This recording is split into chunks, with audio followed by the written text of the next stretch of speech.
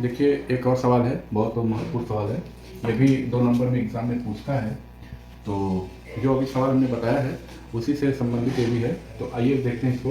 कह रहा है 16 सेंटीमीटर फोकस दूरी के अवतल दर्पण के सम्मुख एक वस्तु 8 सेंटीमीटर की दूरी पर रखी, उपयुक्त किरण आरेख बनाइए तथा प्रतिबिंब की स्थिति एवं प्रकृति ज्ञात कीजिए। देखिए, जब भी सवाल इस तरीके का पूछेगा तो बच्चों यहाँ पर वस्तु की स्थिति और प्रकृति ये भी अक्सर पूछता है।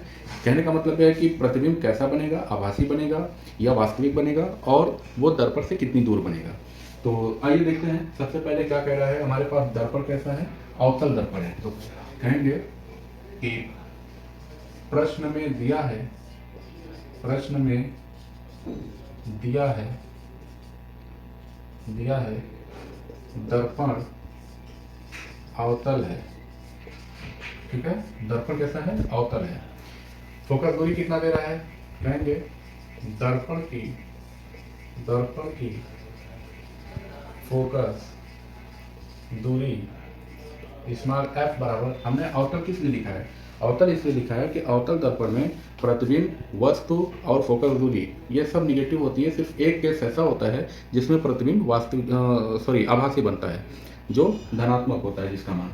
तो आइए उसको देखते हैं। फिलहाल हम क्या करते हैं, फोकस दूरी को ऋणात्मक मान लेते हैं। तो f इक्वल टू कितना दे रहा है, 16 सेंटीमीटर। ठीक है, फिर कह रहा है समूह एक वस्तु 8 सेंटीमीटर की दूरी पर रखा है, यानी वस्तु की दूरी कितना दे रहा है, वस्तु की दूरी u बराबर, ये भी माइनस में लेंगे, -8 सेंटीमीटर। दो चीज हमको मिल गई। अब हमको निकालना है प्रतिबिंब की दूरी। कहेंगे प्रतिबिंब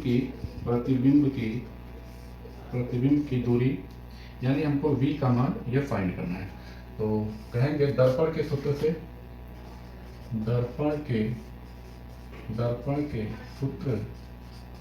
दर्पण का सूत्र क्या होता है प्यारे बच्चों, f is equal to 1/v plus 1/u। ये दर्पण का सूत्र होता है। हमको 1/v का मान चाहिए, तो 1/v बराबर 1/f और u को ट्रांसफर करोगे तो माइनस में हो जाएगा 1/u। मान पुट कर दीजिए। देखिए, f का मान आपके पास -16, u का मान आपके पास -8। मान यहाँ रखिए, तो 1/v बराबर 1/f की वैल्यू कितनी है, -16। तो ये हो जाएगा -16 माइनस 1/u का मान कितना हमारे पास है, -8। ठीक है, उम्मीद है यहाँ तक समझ में आ रहा होगा। ये माइनस ऊपर नीचे गुणा करोगे तो माइनस ऊपर हो जाएगा और नीचे वाला प्लस हो जाएगा, यानी 1/16 हो जाएगा।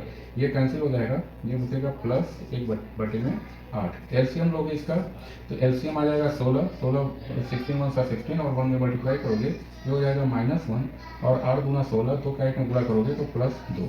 ठीक है, 1/v बराबर क्या मान आ गया, -1 प्लस 2।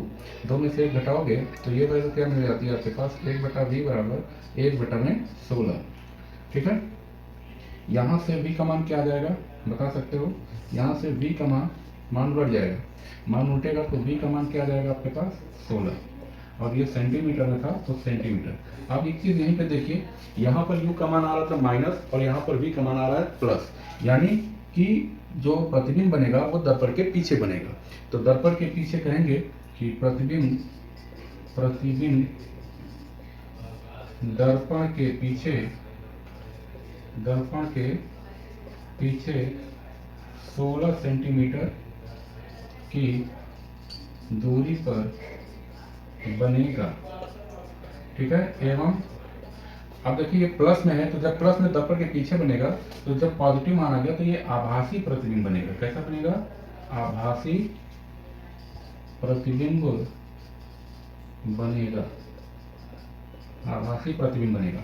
अब देखिए, आपने इसका उत्तर दे दिया। प्रकृति कैसी होगी, स्थिति क्या होगी 16 सेंटीमीटर, और प्रकृति क्या होगी, आभासी होगी। ठीक है, अब इसमें कह रहा है कि इसका किरण आरेख खींचना है, तो किरण आरेख फटाफट खींच लीजिए। ये हो गया आपका अवतल दर्पण। ठीक है, अवतल दर्पण हो गया।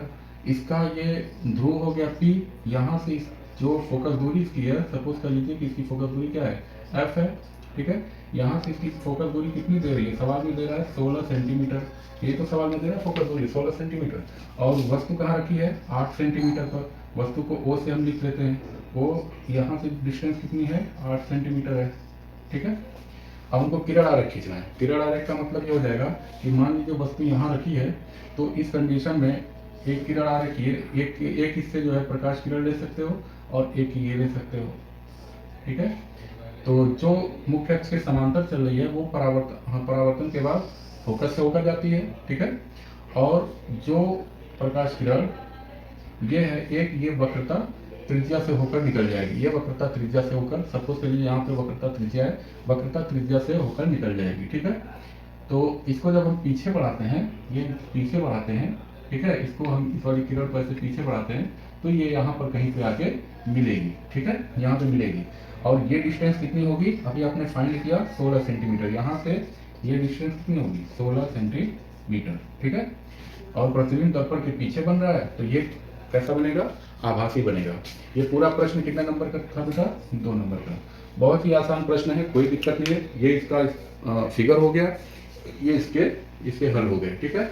बहुत ही सिंपल प्रश्न है, 2 नंबर का प्रश्न, बिल्कुल 2 मिनट लगता है हल करने में, समझाने में समय लग जाता है। तो एक बार समझ आ गया तो ऐसे प्रश्नों को बहुत आसानी से आप हल कर लेंगे। चलिए, थैंक यू वेरी मच।